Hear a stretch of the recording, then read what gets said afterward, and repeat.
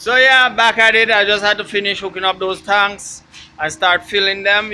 Usually what you do, you turn on the compressor, you give it a little pressure build, then you turn it on, let the pressure fully build up, and then when it fully build up, it cuts off like how it just did, and then you screw the tanks up to the valves, you open the air valve so the air valve starts flowing into the tanks, and you turn it back on so it'll actually pump air straight into the tanks. If you want, I'll show you more about that as time goes on, because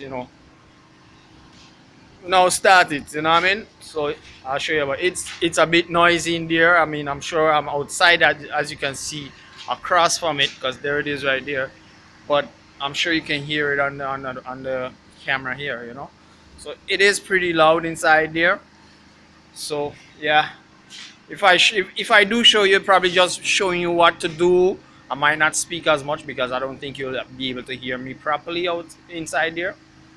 So yeah, fun fact: I when I was younger, in my 20s, somewhere about early 20s, 19, 20, 21, I actually went back home to Jamaica and I did get qualified as a diver. So I am a advanced open water diver. For you all who do not know, I do have a license for it. Although it's been a couple of years since I haven't actually used the tank. But yeah, I did get licensed to be a diver, a tank diver, and so I do know a bit about tank diving and what's not. So it's not something far fetched from what I'm accustomed to. I did have a crash course when I was in Jamaica with the when it came to the compressor. It was no big set of thing, I mean, just a couple minutes to show me what to do and how it operates here today and tomorrow or next couple of days. You show me a little more something, not nothing big, what I mean. But now I'm really getting into the compressor bit for this little while here. I'm not too certain, what I mean. I'm doing this, and these guys are telling me like they pay me $1,000 a month, 1,000 EC dollars a month.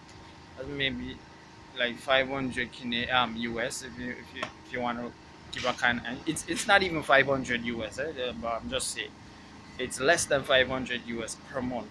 You're paying me for this, and you know I'm trying to analyze, should I stay here for the year, or should I actually, when time come to go tuna, should I actually go back in tuna? Because to me, there are a lot more benefits going out and being in tuna, being down in Grenada, than actually just sticking here for the rest of the year. You know what I mean?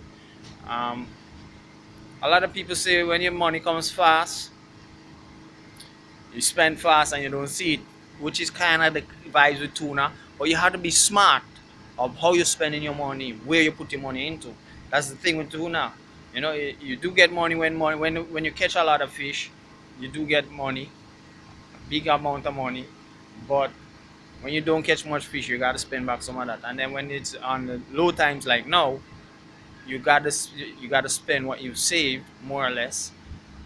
Or like this blessing in disguise here, you find something else to do until. So I'm at two minds now. I don't know if I should actually um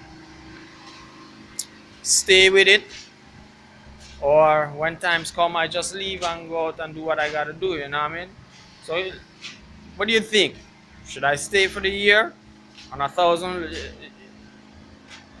If raise a pay comes, which they're telling me, well, yeah, as long as you stay at it, you will raise your pay.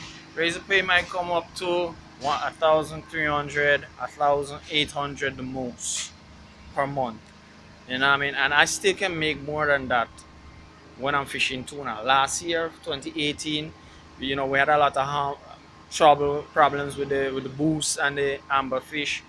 But I've spoken, like, I'm new in it, so I usually go around and ask, and a lot of the older fisherheads show me that that's just a year thing. Like for this year, it might happen, and then they're gonna go away, and you're gonna get to fishing and pick up a lot more fishes. So this year should be a good year for fishing, and next year, which is a leap year is always a stellar year for fishing.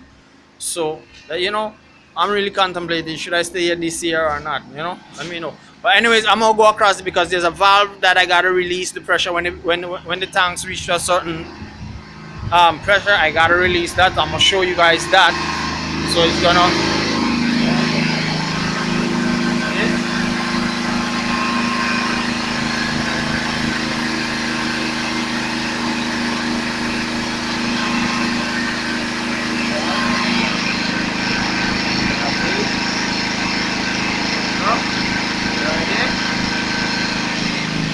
And you release that.